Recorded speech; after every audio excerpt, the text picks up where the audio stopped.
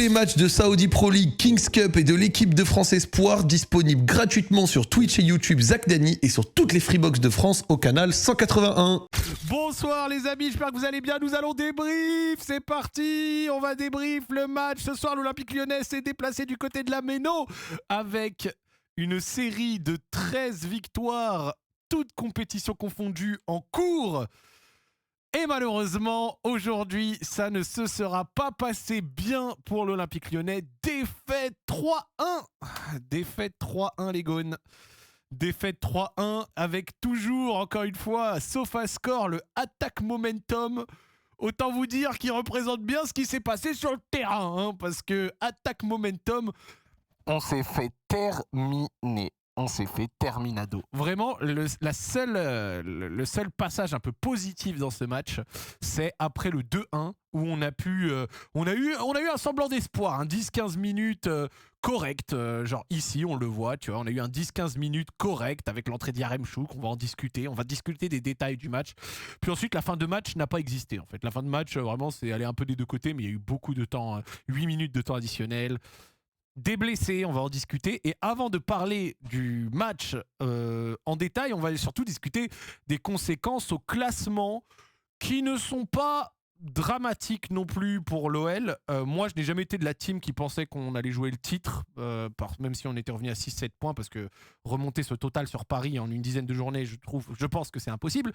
Mais il y a un avantage et un défaut, c'est que les équipes qui sont autour de nous, c'est-à-dire dans la contention pour le top 3 du championnat, donc la qualification directe, c'est ce qu'on vise maintenant, top 3-4.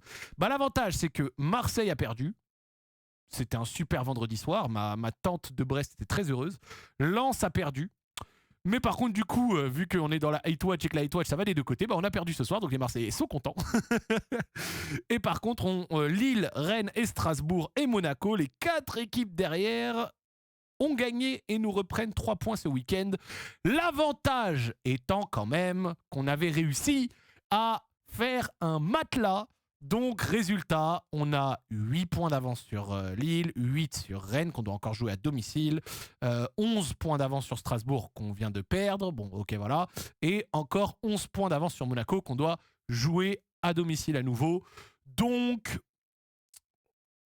ça va, c'est pas le drame du siècle, il fallait bien que cette série s'arrête, et elle s'est arrêtée ce soir à la Méno, avec un match quand même très décevant. On savait un peu à quoi s'attendre à la Méno, mais entre savoir à quoi tu vas t'attendre et le vivre, il y a quand même une différence, et on se déplace la semaine prochaine au Vélodrome, Marseille en crise en 2026, qui va avoir à cœur devant son public d'essayer de nous faire, et de revenir à 2 points de nous. L'avantage, c'est que même si on perd là-bas, on est toujours devant. Si on fait nul, on a toujours 5 points. Si on gagne, on les met à 8 et gagne au Vélodrome. J'espère qu'on le fera. Mais bon, on n'y est pas encore. On discutera de ça cette semaine parce qu'on va avoir besoin de nouvelles concernant les blessés. Parce que ce soir, des blessés, on en a connu. Voici la composition du soir. Franchement, Strasbourg est capable quand même d'aligner un 11 de très grande qualité, le Chelsea bis, Bluco FC, tout ce que tu veux. Bah franchement, le 11 est propre. Et franchement, moi, à chaque fois que je vois Strasbourg ces dernières semaines, le Martial Godot, qu'est-ce qu'il est fort! Qu'est-ce qu'il est fort! Ils sont allés le choper en Championship, lui, je crois. Il est extrêmement fort. Panicelli, bah, je crois que c'était l'un des meilleurs buteurs des deux Espagnols la saison dernière. Il continue sa run avec un penalty magnifiquement bien tiré. Mais l'homme du match ce soir, si on doit en désigner un pour moi, c'est l'ancien Lyonnais, Diego Moreira, et Diegzi, qui avait déjà vécu l'année dernière sa renaissance du côté de Strasbourg et qui continue bien comme il faut. Buteur, passeur décisif. Extraordinaire Diego Moreira ce soir. Franchement, il a été extrêmement bon.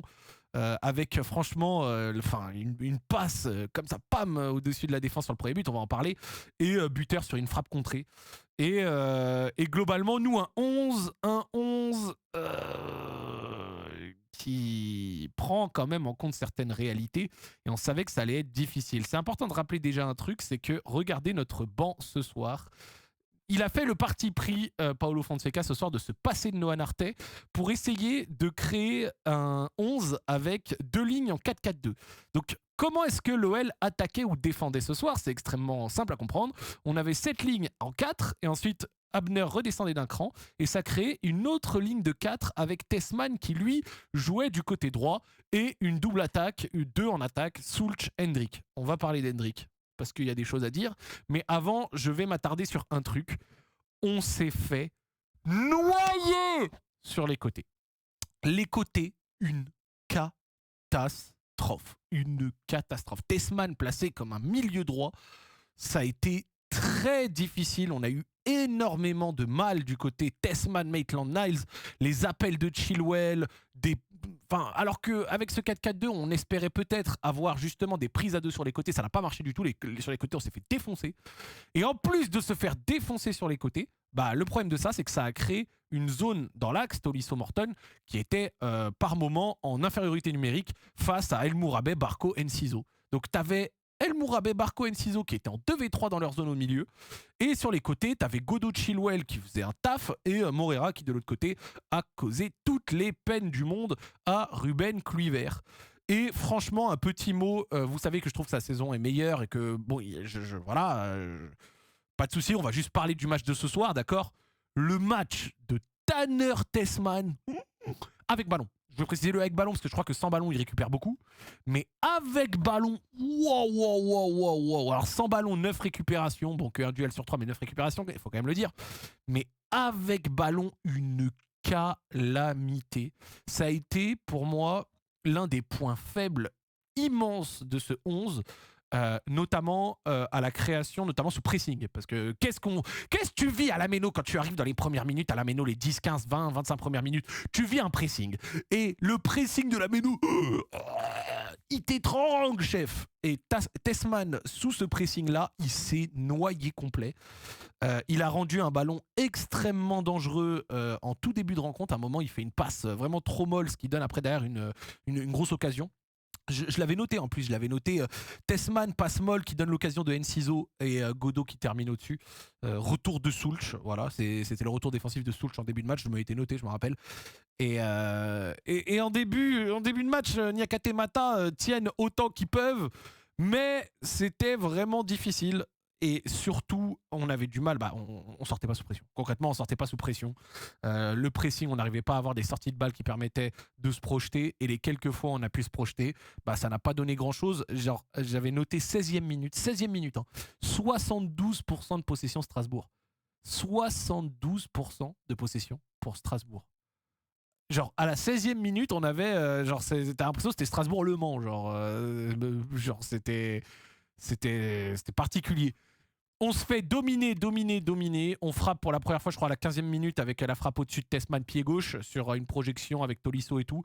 Tolisso qui, malgré son but, fait un match aussi compliqué, je trouve. Et je dis ça avec tout le respect que j'ai pour lui et tout. Nanana, c'est bon, les formes sont mises. Mais je trouve que Tolisso, pareil, techniquement, le match a été vraiment dur. Même quelqu'un qu'on connaît pour être quand même un peu monsieur propre dans ce truc-là, n'a pas été parfait, monsieur Morton. Mais Tolisso, Tessman, ça a été vraiment difficile. Même Abner, soit dit en passant. Et tu commences à te créer des situations dures. Et moi, je vais quand même le dire, 24e minute. 24e minute, il y a une frappe pour Strasbourg. On va la trouver là sur... Attendez, regardez le positionnement des joueurs. Quand on voit le positionnement des joueurs, tu vois Kluivert, Niakate, Mata, Maitland-Niles un poil plus haut. Donc tu vois 4. Donc avec, je crois le 8, c'est qui ? Le 8, c'est Tolisso, si je dis pas de bêtises. Oui, le 8, c'est Tolisso. Et du coup, les deux devant. Et quand on regarde, au-delà des positions moyennes, on regarde les frappes. Si on regarde les frappes dans le détail, à la 24e minute, il y a la tête de Panicelli. Donc il y a une tête de Panicelli très très dangereuse. Et sur cette tête-là, sincèrement, Mata fait un truc qui va le sanctionner en fin de match. Mata lui tire le maillot. Mata tire déjà le maillot de Panicelli sur sa tête en première mi-temps à la 24e minute. Et pour moi, c'est déjà une première alerte parce que sincèrement, si on veut être honnête, il peut déjà siffler penalty.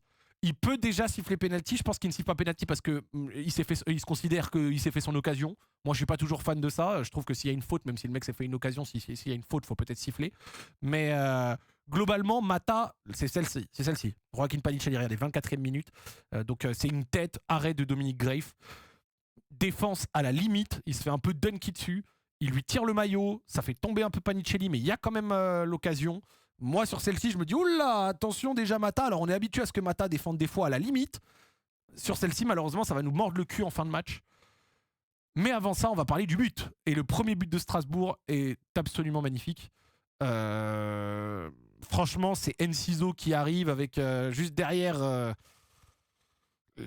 Diego Moreira qui fait un piqué. Alors, il n'a pas beaucoup joué chez nous, Diego Moreira. Mais quand il jouait chez nous, il était nul. Mais il n'a pas beaucoup joué. Donc, en soi, c'est pas... il n'a pas eu l'occasion de montrer des choses. Mais le piqué qu'il met, on va aller se le mettre image par image, image par image, pardon. Le piqué qu'il met, il est fabuleux. Il met un piqué de tarté. Hop, on va regarder. C'est c'est un L1Y exactement. C'est le genre de L1Y. Est-ce qu'ils ont tweeté le but quelque part? Est-ce que le but a été tweeté quelque part? En fait, avec le nombre de... Ah, ou Ligue 1+, attends. L1+, peut-être. Ligue 1+, hop, je veux trouver le but pour pouvoir faire de l'image par image. Ouais, Ligue 1+, peut-être. Est-ce qu'ils ont tweeté le but, par pitié? Tu sais, avec les règles cheloues qu'ils ont, de temps en temps, ils tweetent les buts, de temps en temps, ils tweetent pas, ou ils suppriment, ou... C'est bon, je l'ai, hop. Alors, du coup, c'est sur le contre avec, du coup... on demande le penalty. Moi, je vais être honnête avec vous. J'ai vu l'action. Il y a main dans la surface de Strasbourg du défenseur, mais elle touche son corps avant. En réalité, moi, je comprends que ça ne siffle pas penalty dessus. La VAR a checké, elle n'est pas revenue dessus. Moi, ça ne me choque pas du tout. Je me suis pas considéré. Je considère pas qu'on a été lésé dessus. C'est un classique. Personnellement, je capte. Vieille passe de Tessman à l'origine. Bon, bah au moins, on aura eu l'habitude tout le long. Mais pour moi, il n'y a pas penalty. Franchement, je vais être honnête. Pour moi, il n'y a pas de grosse erreur ce soir qui a été contre l'OL. Je sais que des Lyonnais sont pas d'accord. Pour moi, il n'y a pas de grosses erreurs qui ont été contre nous ce soir. Il n'y a pas penalty pour moi au début de l'action. Et il y a penalty à la fin, même si El Mourabé en rajoute de ouf. Mata le saisit pour de vrai avec le short et tout. C'est vraiment, il défend d'une manière. Donc personnellement, moi, je me suis pas considéré lésé. Limite, c'est même plutôt allé dans le sens de Strasbourg, parce que je trouve qu'à la 24e minute, il aurait limite pu siffler penalty. C'est mon avis. Si vous n'êtes pas d'accord, je respecte.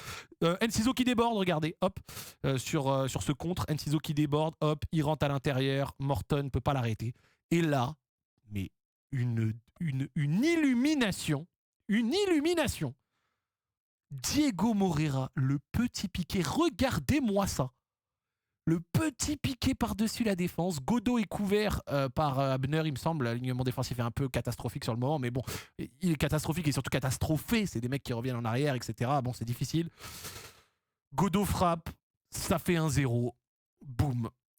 Alors, l'alignement, on peut le critiquer, mais regardez d'où ils partent, en fait. Ils partent de très haut et chacun doit suivre des mecs, tu vois. Genre, il y a Abner, il y a Kluivert.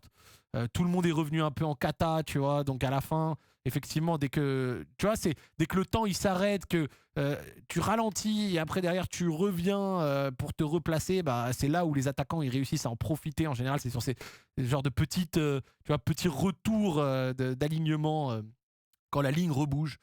Godot termine, ça fait 1-0, rien à dire.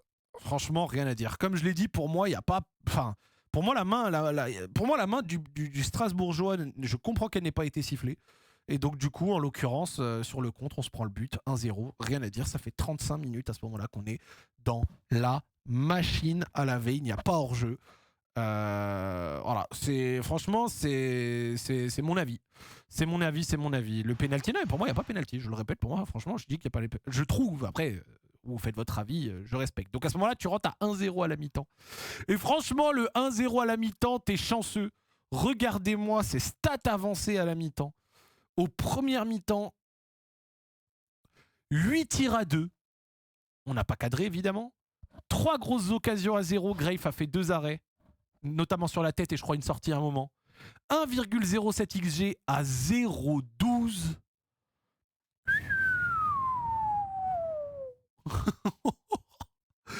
Oh, la première mi-temps. Waouh, chacal. C'était dur. C'était très difficile. On s'est fait machine à laver. Et le pire, c'est que Diego Moreira, dans l'interview de la mi-temps, il dit quelque chose que j'ai trouvé un peu insolent. Il dit, ouais, à la mi-temps, il peut y avoir 2 ou 3-0. Et c'est un peu insolent. C'est vrai. Genre, c'est vrai, oui, c'est totalement vrai. Il peut y avoir 2 ou 3-0, on peut pas lui en vouloir. C'est arrogant un peu, tu vois, mais c'est réel. La manière dont il le dit, c'est totalement vrai. Il y a vraiment la possibilité d'avoir 2 ou 3-0. Bon, coup d'eau. Hop. Et là, l'OL vit quand même quelque chose de difficile quand on regarde la composition et quand on regarde les changements. L'OL vit un truc à la 28e minute. C'est la sortie de Pavel Sulc sur blessure. Je crois que c'est à la cheville. Je crois que c'est à la cheville. Oui, c'est à la cheville. Hein. C'est pas je crois, c'est à la cheville. Il avait essayé de reprendre. Il a pris un coup à la cheville. En tout cas, moi, de souvenir, ça montrait la cheville. Certains disent ischio. Moi, ça avait montré. Ah ouais, ischio. Parce que moi, sur le moment, je me rappelle, il montrait sa cheville. Donc, bon, écoute, on suivra le déroulé parce que je sais qu'ils ont sur Ligue 1+, je crois que c'est Oaro, ils commençaient déjà à dire 4 ou 6 semaines. C'est impossible à savoir, tu vois. Genre 4 à 6 semaines dès maintenant, il faut estimer la lésion, il faut voir si c'est 4 à 6 semaines.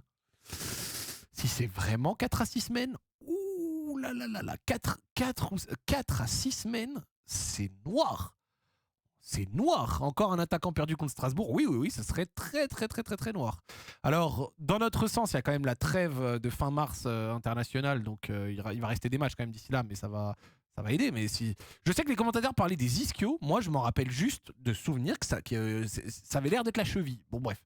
En tout cas, que ce soit cheville ou ischio, on espère qu'il va revenir vite. Mais en tout cas, quand il sort, Noah Narté rentre. Et quand Noah Narté rentre, tu regardes ce truc article, c'est simple. Mettez Narté à la place de Sulc là dans ce 11. Ça te fait plus qu'un seul attaquant. Et on a pris l'eau parce que dans ce 4-4-2 qu'on a aligné, Tessman à droite se fait fumer, les côtés ça se passe pas bien, et en attaque, le pressing a été mauvais. On n'a pas récupéré de ballon, et le match de Hendrick... Alors Hendrick, on en a dit beaucoup de bien. Tout n'est pas à jeter non plus parce qu'il y a certains petits moments où vas-y, ok, surtout en deuxième mi-temps. Mais le match de Hendrick est catastrophique. Le match de Hendrick est catastrophique. Et il n'est même pas inexistant, parce que inexistant, ça voudrait dire qu'on ne l'a pas vu. C'est qu'on l'a vu, mais on l'a surtout vu pour le mauvais. Parce que je trouve qu'il y a eu un gros manque d'appel en profondeur de sa part. Et quand tu as ce genre de match où tu vas être dominé dans le pressing, où tu vas pas toucher beaucoup le ballon, il faut que tu puisses prendre des contres, tu vois. Et ce match avec Afonso Moreira de l'autre côté à la place de Abner, c'est pas la même histoire. Ce match, Afonso à la place de Abner, je jure que c'est pas la même histoire.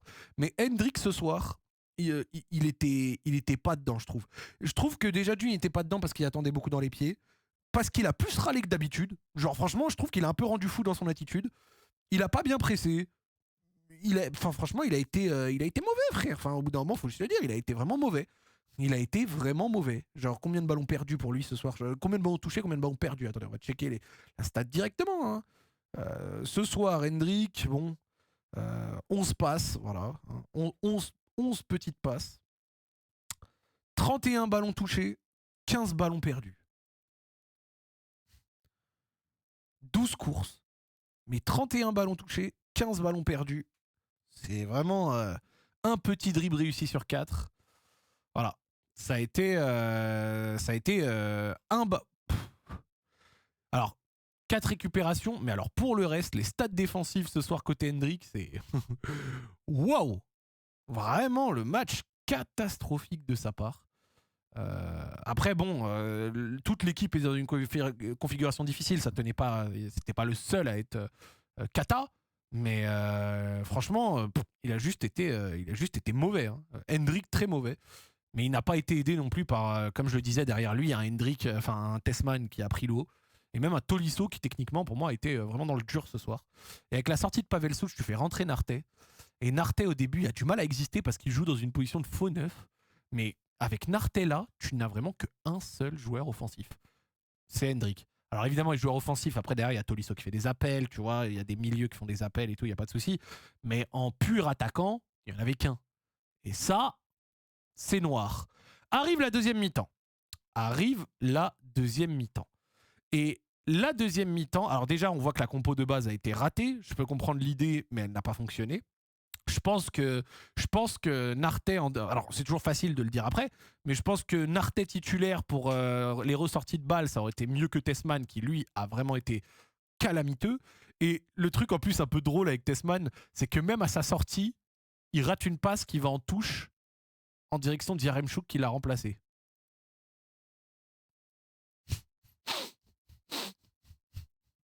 Même sur sa sortie, il rate et ça va en direction de Yaremchuk.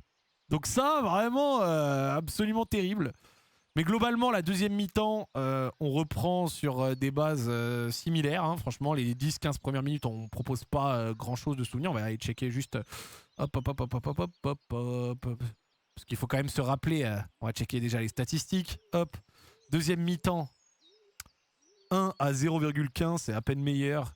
Et on a la frappe sur le but, la frappe à la 18e de Tanner Tessman qui finit au-dessus, Hendrik Deloin et Hendrik Deloin à la 70e, celle-là elle est captée.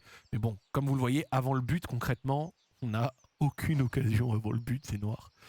Et le but vient quand même de quelqu'un qui a fait une entrée, pour le coup, que je considère réussie. C'est le grand tank ukrainien, Monsieur Yaremchuk.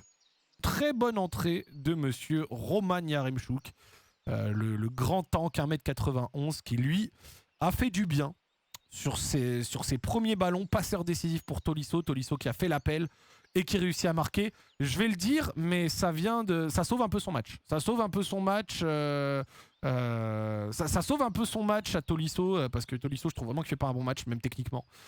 Et pour le coup, Yaremchuk fait vraiment, je trouve, une belle entrée. Et on voit que, en fait, il est même à l'origine des, je dirais, 15 minutes qui ont suivi ce but où on peut espérer. On a 10-15 minutes où on peut peut-être espérer et où tu comprends son profil. 1m91 pour jouer un peu en pivot, pour occuper un peu les défenseurs, pour essayer de prendre des ballons de la tête. Alors, ballon de la tête, à un moment, il y a un bon centre de Hendrik, un des rares trucs que Hendrik a peut-être bien fait dans le match, et il ne réussit pas à la recouper. Le centre est peut-être un poil trop long, mais Yaremchuk est vraiment pas loin de la mettre. Ça aurait pu être l'égalisation. Moi, c'est même pas ce centre que je regrette le plus. Je vais être honnête avec vous, c'est même pas ce centre. C'est une action, je sais plus à laquelle c'est peut-être la 75e, 80e, un truc comme ça. Mais 75e, 80e, il y a un moment où Morton se trouve dans une position sur le côté droit, où Yaremchuk fait un appel, il est derrière Doucouré. Morton, s'il gère bien sa passe, Yaremchuk, c'est quasi un contre 1 face à Penders. Et Morton rate sa passe et Doucouré l'intercepte. Elle était un peu difficile à mettre quand même, mais un bon Morton, il la met cette passe. Et ça, c'était vraiment sur celle-là, je me dis, ah putain, fait chier, l'occasion est passée. Avant ça, on va parler du 2-0. Juste avant, parce que là, on a parlé de la réduction du score, on est passé directement à la réduction du score. Mais c'est terrible parce que là, le 2-0, vraiment, c'est vraiment là où je lui en ai voulu le plus, moi, personnellement, à Hendrik, tu vois. Hop, c'est là. Vraiment là. Alors, pas de chat, hein, c'est une frappe contrée. Mais bon, corner qui est joué, Diego Moreira aux 30 mètres. Regardez le temps. Donc Hendrik est là. Hop. Et là, tu as Hendrik. C'est simple. Il laisse tout le temps à Diego Moreira pour armer. Il réagit qu'à la fin, mais il est spectateur de l'action. Et après, le reste, c'est de la chatte, parce que juste avant, Grave avait sorti un arrêt de très grande classe, une parade superbe qui avait du coup mené au corner, qui amène le but. Et là, comme par hasard, en plus, c'est quand t'es dans un mauvais soir, t'es dans un mauvais soir jusqu'au bout, c'est Tessman qui la touche, c'est dévié. Grave peut rien faire, ça fait 2-0. Tessman, vraiment, il fait un mauvais match dans tous les sens, et c'est même lui à la fin qui se retrouve à la dévier. Alors, je vais pas lui reprocher la déviation, c'est pas de chance, mais voilà. Mais par contre, moi, ce que je vais reprocher, c'est Hendrik. Hendrik, genre, quand Moreira est là, il est gaucher. Mais en plus, Hendrik, t'es allumé, t'es un allumé, c'est toi qui mets des pétards à cette distance. Comment tu vois un mec à cette distance et tu lui sors pas dessus plus vite? Franchement, un Hendrik qui sort plus vite, c'est lui qui la contre, c'est pas Tessman. Et avec la distance, ça rentre pas, tu vois, il la contre, ça donne autre chose. Donc franchement, moi, Hendrik, je lui en veux sur ce deuxième but. Pour moi, il a une part de responsabilité. il a une part de responsabilité. C'est pas son but à 100%, mais pour moi, il a une part de responsabilité. Il doit sortir plus vite sur Moreira, et ça fait 2-0. On marque 7 minutes plus tard. Donc voilà, on marque 7 minutes plus tard, on va se faire le but aussi. Mais le but vient de Yaremchuk qui, je crois que c'est 30 secondes après l'entrée de Yaremchuk, un truc comme ça, qui fait vraiment le bon move. Est-ce que je m'y mets à y croire un petit peu? J'ai envie de te dire oui, je m'y mets à y croire un peu. Et en réalité, même on le voit sur le fameux attack momentum, ça signe le meilleur moment de notre match. C'est qu'après, derrière, on réussit à être haut, on réussit à récupérer des ballons hauts, on réussit... Genre, il y a le score effect. En fait, dans le football, un des trucs qui est toujours ultra efficace, c'est le score effect. Une équipe va chasser après le score, elle marque, elle a un petit peu de dynamique qui s'enclenche, et là, bizarrement, elle n'arrivait pas à ressortir les 50 minutes d'avant, et là, bizarrement, elle est haute. Elle est haut sur le terrain, elle réussit à récupérer des ballons, elle réussit à sortir des ballons, chose qu'elle n'arrivait pas à faire avant. Et là, franchement, pour le coup, on a nos 15 minutes... de mieux, franchement, il faut le dire, de mieux. 15 minutes, merci Insomniac pour le resub. 15 minutes où il y a le centre de Hendrick, où Yaremchuk est pas loin de pouvoir la couper. 15 minutes où il y a la frappe de Hendrick qui est captée par Penders de loin. 15 minutes où il y a la fameuse passe de Morton, où je vous l'ai dit. Donc voilà. Mais malheureusement, tu as le coup du sort de fin de match. Et le coup du sort de fin de match, c'est sur le geste d'El Mourabet. Et bon, on va encore pas être d'accord avec des frérots lyonnais, pas de souci, comme d'habitude. Mais je le répète, pour moi, il y a pénalty sur ce que Mata fait. Il y a pénalty sur ce que Mata fait. Il se prend un petit pont absolument énorme d'El Mourabet et il l'accroche. Ouais, c'est là. Il l'accroche bien au short, donc il se prend. Regardez, il se fait mystifier un petit pont énorme par El Mourabet, qui a fait un top match. Il l'accroche. Mata défend souvent comme ça, hein. Il défend comme ça très souvent à la limite. Alors il y a des fois où ça passe, des fois où ça passe pas. Et là, on va se le dire, El Mourabet, il en rajoute, et même carrément, sa chute n'est même pas cohérente par rapport à là où il se prend l'accrochage de maillot. Mais l'accrochage de maillot, il est réel, il est abusé, ça va jusqu'au short. Donc même si la chute n'est pas réaliste, il y a pénalty pour Strasbourg. Je suis personnellement, je suis sérieux. Pour moi, il y a pénalty tous les jours. Il y a pénalty absolument tous les jours. Il tombe tout seul, il accroche Mata. Non, c'est Mata qui l'accroche. Regarde, Mata, hop, là, bon là c'est pas le meilleur ralenti, mais Mata l'accroche avec le bras droit, hop, regarde. Et Mata le tombe, mais sur le ralenti, on le voyait très très bien. Carrément, à un moment, on voit le cuissard du short d'El Mourabet. Et c'est pas bref. Pour moi, ça se siffle totalement. Tu siffles, tu as des pénaux tout le temps, je suis pas d'accord. Après, bon, on a le droit de pas être d'accord. Je respecte le chat. Si vous n'êtes pas d'accord, on se serre la main et tranquille. Mais moi, je suis lyonnais. J'ai vu ce truc. Je trouve qu'il y a pénalty. Et si j'étais lyonnais et que Hendrick s'était mangé ça dans la surface de Strasbourg et que ça n'avait pas sifflé, j'aurais hurlé. Là, je vois que Strasbourg se l'est mangé. Je trouve qu'il y a pénalty. Voilà, c'est tout. C'est ma take. Tiré par Panicelli, qui la met à un endroit... Grave va du bon côté, c'est ça le pire, c'est Grave va du bon côté, bordel. Il va du bon côté, Grave, mais ça ne suffira pas. Grave va du bon côté, mais ça ne suffit pas. Et ça fait 3-1 pour Strasbourg, les espoirs sont enterrés. Et à partir de là, c'est anecdotique, la fin de match. Bon, il marque à la 84e minute. Le match s'arrête à la 98. Entre la 84 et la 98, il se passe rien. Hein. Il se passe rien. Penalty impossible à arrêter. Grave se prend 3 buts où il peut rien faire. Hein. 3 buts où franchement il peut rien faire, alors qu'il nous a sorti énormément d'arrêts ce soir. Donc c'est l'un des rares points positifs à sortir de ce match. Mais globalement, non-match. Mais c'est pour moi aussi un non-match qui est conditionné par un truc. Je pense qu'on ne se rend pas compte du mal de l'absence d'Afonso Moreira. Je pense vraiment qu'avec Afonso Moreira ce soir, c'est pas le même match. Je peux pas le prouver. Mais avec Afonso Moreira, je pense qu'on fait mieux. Et avec Afonso Moreira, sur le 15 minutes où on a mis le 2-1, où il peut mettre le feu sur son côté, je pense qu'on peut remonter à 2-2 sur ces 15 minutes-là. Au poste du 2-1. Je peux pas le prouver, hein, mais je dis juste que son profil, il est précieux, parce qu'il aurait apporté une profondeur, des appels, il nous aurait fait du bien. Là où Abner, c'est pas sur le registre où il est le plus efficace malheureusement. Et donc du coup, Abner, c'est pas trop ça, tu vois. Donc, Afonso Moreira, Bastardo, eh ben sincèrement, il aurait fait un bien terrible ce soir. Et sans lui, et Hendrick qui n'a pas pris bien la profondeur, et Sulch qui est sorti à la 28e minute, bah t'étais mort, frère. Tu étais mort. Alors on aurait pu espérer d'autres choses, que sur la compo de départ, il y ait Nartet, peut-être un moment de faire rentrer Mera, peut-être, etc. Mais à la longue, putain, les absents tout le temps. Encore ce soir. Bon, Nuama, Fofana, Mangala, voilà, Moreira, Atebour, et 2 retours de blessure tout juste, hein. Bah, Kluivert qui par moment était à la limite également, et Tagliafico, donc et donc du coup bah voilà, et donc du coup bah t'as constamment des absents, des retours d'absents. On va surveiller Sulch, on espère que l'absence soit pas trop longue, Inch'Allah, parce que Sulch ça fait vraiment du mal, et on espère que Moreira revienne vite. Moi, il y a un truc que j'en ai marre avec l'Olympique Lyonnais là, c'est les absences. À chaque fois qu'il y en a un, il se prend un coup, on nous dit ouais, il rate un match, et puis il rate 3 semaines. On nous dit il revient dans 2 mois, puis il revient dans 4. Et ainsi de suite. Genre, c'est un délire. C'est un délire à l'OL. Genre, les mecs se mangent des petits coups, et puis ils sont... enfin, en tout cas, on nous dit des petits coups, c'est communiqué comme tel.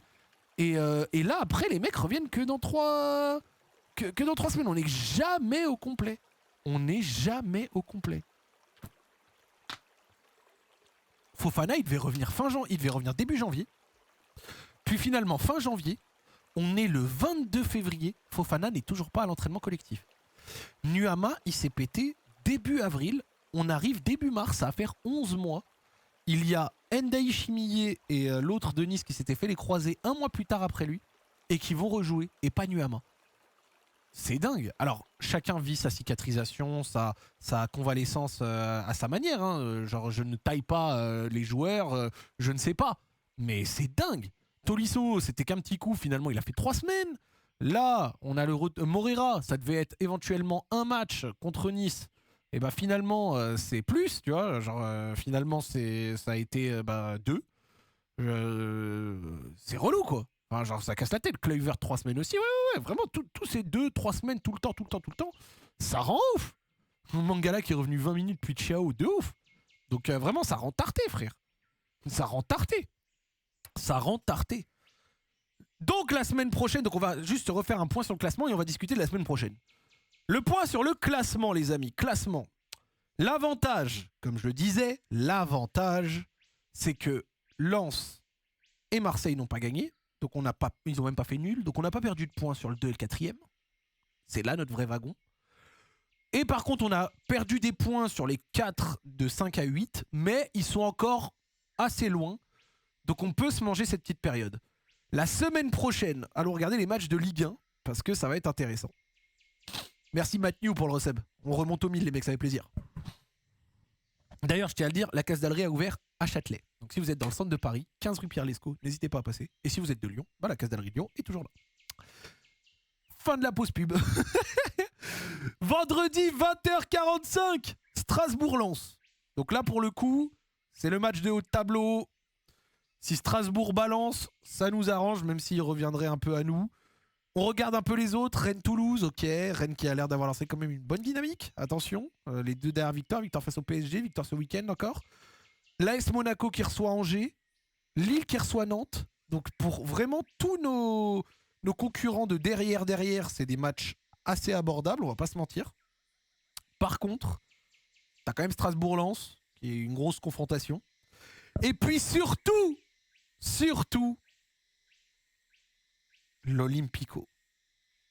OMOL. OMOL, OMOL, OMOL. OMOL, les gars. Alors, on va dire la vérité sur ce match.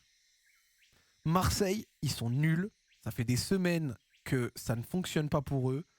C'est des morts vivants sur le terrain. Physiquement, ils sont pas dedans du tout. Dans leur match, franchement, ils font peine à voir. Défensivement, c'est une cata. Rouli, il est devenu horrible. Voilà, ça y est, on l'a dit. Maintenant qu'on a dit ça, un match comme ça, un Olympico, c'est un Olympico. Ce sera le premier match pour Habib Beye avec plus d'une séance d'entraînement. Avant ce week-end, il a fait qu'une ou deux séances, donc c'était pas représentatif. Là, il a la semaine complète pour préparer le match. Ça fait des semaines qui sont nulles, qui se font insulter dans tous les sens. Donc ils auront vraiment à cœur de se remettre dedans. Et qu'on le veuille ou non, au Vélodrome, ils posaient 2-0 à Strasbourg avant de se refaire 2-2.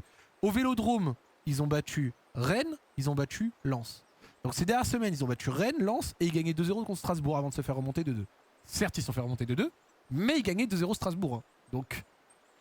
Donc au Vélodrome ces derniers temps, ils ont quand même eu quelques performances, on peut dire notables, même si ça n'a pas toujours fonctionné correctement après. Donc, ce match-là, c'est un match primordial parce que on peut les mettre à 8 points et les enfoncer dans une crise terrible, ou alors les relancer avant que nous, quelques jours plus tard, on reçoive Lens en Coupe de France et que bientôt l'Europa League revienne, donc on se remette à avoir 2 matchs par semaine, même si notre calendrier du côté de l'OL va aussi un peu se faciliter ces derniers temps. Donc, ce match-là, waouh, c'est un tournant. Ce match-là, c'est un tournant. C'est soit tu te fais revenir à 2 points, et de l'autre côté, Rennes, Monaco, Lille gagnent, et ils reviennent à 5-6 points de toi, donc ça veut dire que tu reviens à portée de tir. Soit tu fais nul, ça va, tu maintiens 5 points sur Marseille, et ton calendrier se facilite. Ou alors tu gagnes, et là, t'as fait franchement presque le plus dur, je pense qu'on peut le dire, parce qu'après il reste 10 matchs, et t'as 8 points d'avance, 10 matchs, 8 points d'avance, ça peut le faire. Donc c'est un Olympico qui est primordial. Il est presque aussi important que celui de 2017-2018 où on va gagner à Marseille, et c'est ce qui enclenche derrière le fait qu'on les remonte. Rappelez-vous, 2017-2018, le but de Depay. Vous vous en rappelez tous, les Lyonnais. Voilà. À ce moment-là, si Marseille gagne, je crois qu'ils nous mettent à 7 ou 8 points. On les gagne, on revient à 5 points, et après, derrière, deuxième partie de saison, on les remonte. Et eux, ils perdent des forces en Europa League. Ça vous fait pas fonctionner? Ça vous rappelle pas un scénario? Ça vous rappelle pas un scénario? Parce que c'est exactement comme ça que ça s'est passé. Si Marseille nous gagnait, ils nous mettaient à 8 points, on les a gagnés, on est revenus, et après derrière, on les passe sur la fin de saison pendant qu'eux, ils font finale d'Europa League. On est encore en Europa, ils ont plus qu'un match par semaine. Et ils ont la Coupe de France aussi. Donc, attention. Attention, attention, attention. Même si Marseille ces derniers temps était vraiment pas très bon et a des lacunes profondes et un manque de confiance évident, ils auront à cœur de bien faire à domicile. Le match face à Brest, voilà, ils ont perdu. Le 2-2, ils ont pris 5-0 là. 3-0 là, 3-0 là. Mais après, 24 janvier, ils ont donné une leçon à Lens. Ce match-là, ils ont donné une leçon à Lens. Et même si c'est une des équipes qui a perdu le plus de points après avoir mené avec Strasbourg, justement, le 2-0-0-2 ici, le 2-0-0-2 ici, bah, globalement, ils ont quand même ici et là eu au Vélodrome des performances dans certains matchs face à Lens ou Rennes plutôt bons. Donc ce match-là, si je dois être honnête, il me fait peur. Il me fait peur. Ce match-là me fait peur. Et pour de bonnes raisons. Mais il me fait peur. Est-ce que Moreira sera de retour? On espère. On espère que Kluivert et Mata, c'était qu'une petite alerte. Je pense que niveau intensité, ce sera moins intense que Strasbourg en matière de pressing. Donc on aura peut-être un peu moins de mal à ressortir. Apparemment, c'était le match où on pouvait espérer le retour de Malik Fofana. S'il y a le retour de Malik Fofana, je pense que je vais chialer. Et j'espère un autre truc qu'un Hendrick piqué à vif dans l'un des plus gros matchs où il pourrait se montrer va faire quelque chose, parce que là, Hendrick ce soir, c'était catastrophique. Donc on espère que Malik Fofana sera là éventuellement, mais si Malik Fofana n'est pas là, Afonso Moreira, pitié. Afonso Moreira, pitié que Afonso soit revenu. Que Afonso soit là et que ça se passe bien. Afonso à gauche, Soulch, on va regarder les nouvelles, sinon ce sera sans doute Yaremchuk. Et Yaremchuk a montré quand même qu'il peut faire du bon taf. Donc Afonso Moreira, Yaremchuk ou Soulch, Hendrick. Et je sais pas si je remets Tessman personnellement sur le match, mais globalement, vous avez capté. Le match là, ça va être un putain de tournant. Ça va être un putain de tournant. Et après, derrière, 25e journée, regardez. 25e journée, Marseille va à Toulouse, PSG Monaco, Lille-Lorient, Lens-Metz, Nice-Rennes quand même. On reçoit le PFC qui sera sans Kebal contre nous. Donc, en Ligue 1, je sais que notre calendrier de Ligue 1 va un peu se softiser. Regardez, on va se déplacer au Havre, on va recevoir le PFC. Donc, match nul, je signe, c'est bon, je le dis. Match nul, je signe. Là, tout de suite, match nul, je signe. Match nul qui te laisse 5 points sur Marseille avant réception du PFC et déplacement au Havre. Match nul, je signe. Après, derrière, 27e, tu reçois Monaco, qui a retrouvé de la cerise quand même. Puis tu vas à Angers. Donc, après le match de Marseille, sur les 4 matchs qui suivent, Angers, PFC, Le Havre. Alors, 2 matchs à l'extérieur quand même, Le Havre et Angers. Mais sur les 4 matchs, Angers, PFC, Le Havre, Monaco. Et Monaco, tu les reçois. Oh. Oh. Vraiment. Vraiment. Oh, vraiment. Oh, vraiment. Parce qu'après, derrière, attention, hein, tu reçois Lorient. Alors, bon, Lorient à la 29e aura plutôt plus grand chose à jouer, sans doute. Tu vas à Paris. Et dans les derniers matchs, regardez comment c'est funky. Tu reçois Auxerre. Et puis surtout, tu reçois Rennes. Tu vas à Toulouse, jamais facile. Et puis, tu reçois Lens. Au milieu de tout ça, il faudra ajouter l'Europa League qui va venir s'intercaler, qui va prendre des forces. Et la Coupe de France où il reste maximum 3 matchs si tu vas jusqu'en finale. Il va vraiment falloir que les retours de blessures viennent et surtout qu'il n'y en ait pas des nouvelles pour que le banc puisse commencer à nous aider. Parce que là, ça commence à être vraiment dur. Ça commence, en matière de banc, ça commence à être vraiment hard ce qu'on subit. On a trop d'absents, on a trop... Enfin, vraiment, c'est dur. C'est dur, les gars. C'est dur. Attention, le Havre, ils ont piégé Strasbourg. Ah, mais je dis pas que c'est gagné au Havre. Je dis juste que factuellement, ça va un peu mieux. Donc, voilà.